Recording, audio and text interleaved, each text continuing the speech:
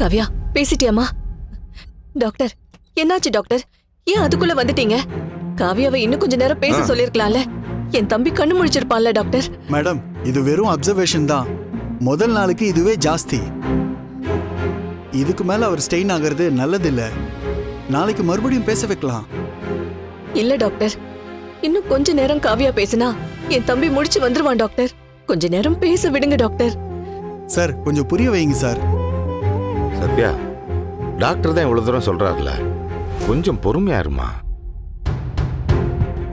நான் சொன்ன மாதிரி நல்ல இம்ப்ரூவ்மெண்ட் தெரியுது. இவங்கள 1 வீக் இதே மாதிரி கூட்டிட்டு வந்து பேச வைங்க. சீக்கிரம் சரியாயிடுவாரு. இப்போதைக்கு யாரும் அவரை டிஸ்டர்ப் பண்ணாம இருங்க. புரியுதா?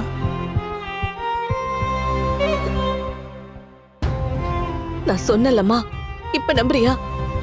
உன் குரலை கேட்டதும் என் தம்பி எப்படி துடிக்கிறான்னு பாத்தியா? இன்னும் 1 வாரம் தாமா, உன்னை கெஞ்சி கேக்குறேன். தினமும் வந்து பேசி என் தம்பி எனக்கு மீட்டு கொடுமா, உன்னை கெஞ்சி கேட்டுக்கிறேன்.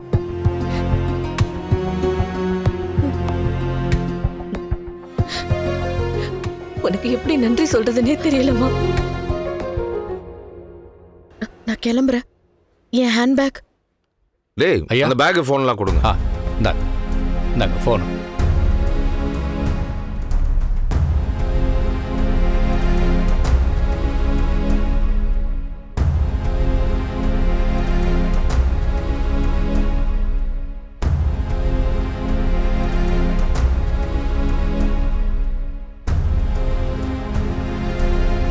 என்னம்மா, எதுவும் பிரச்சனையா? பரவாயில்ல, நான் வீட்ல டிராப் பண்ண சொல்றேன். பிச்சமுத்து, இல்ல இல்ல, உங்களை வீட்ல டிராப் பண்ணு. அதெல்லாம் வேண்டாம், நானே போய்க்கிறேன்.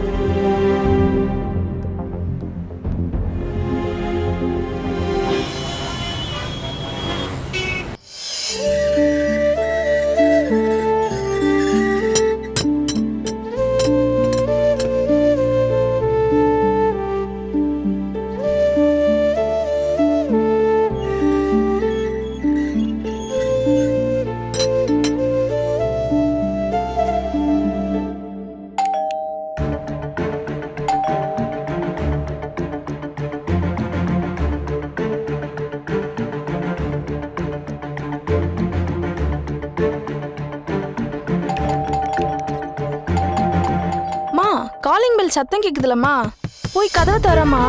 எல்லாம் எனக்கு தெரியும், நீ போய் உட்காரு. உட்காருன்னு சொன்னேன்.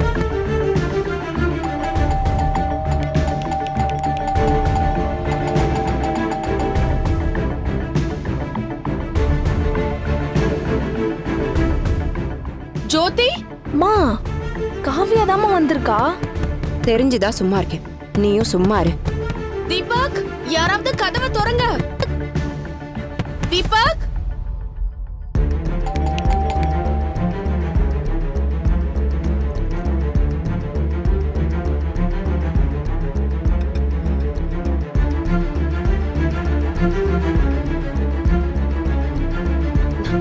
அம்மா மா கதவை திறங்க. நேரமா கதவை தட்டிட்டே இருக்காமா. ஜோதி, போய் கதவை திறமா. ஏய், அவ ஊரெல்லாம் சுத்திட்டு நேரங்கட்ட நேரத்துல வருவா. நான் போய் கதவை திறந்து உள்ள கூப்பிடணுமா? மா, அண்ணனும் இல்லம்மா, ஏதோ ஈவென்ட்டுக்கு போயிட்டு விடிஞ்சுதான் வருவேன்னு சொல்லிருக்காமா. தேவையில்லாத பிரச்சனை வேணாமா, கதவை திறந்து விட்டுறலாமா.